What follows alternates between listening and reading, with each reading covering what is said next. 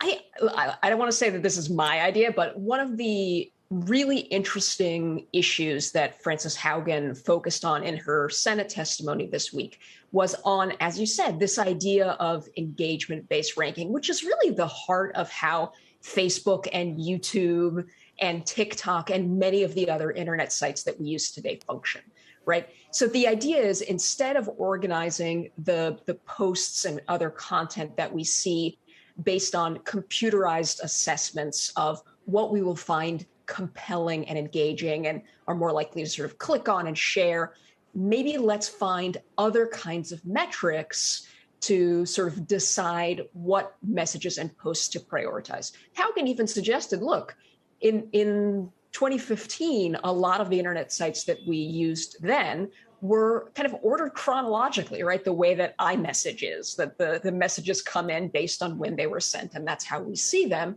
And maybe we need to move back to a sort of chronological feed instead of computers deciding what's the most important thing to us.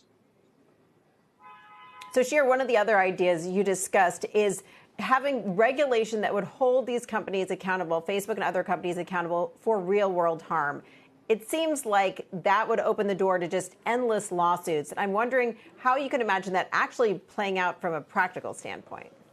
Yeah, it's a great point. I mean, look, I don't want to suggest that any regulation of Facebook or any changes to Facebook is going to be either trivially easy or that it won't have trade-offs that may be worse than the status quo. But what the sort of legal liability issue that some people, particularly in the legal community, have talked about is, obviously in the United States, there are lots of protections for free speech, both for individuals and for private corporations like Facebook.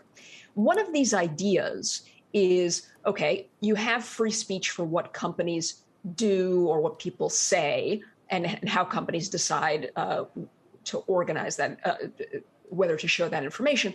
But when the companies program computers that prioritize distribution, that may change the sort of First Amendment sort of protections and maybe could make them more legally liable if the law changes, right? So that sort of famous line from Renee DiResta, who's a misinformation researcher, you have freedom of speech, but not freedom of reach. So the moment when Facebook decides this piece of hate speech, our computers are going to distribute it to millions of people who might not have seen it otherwise, that's the moment when maybe those First Amendment type of protections no longer apply.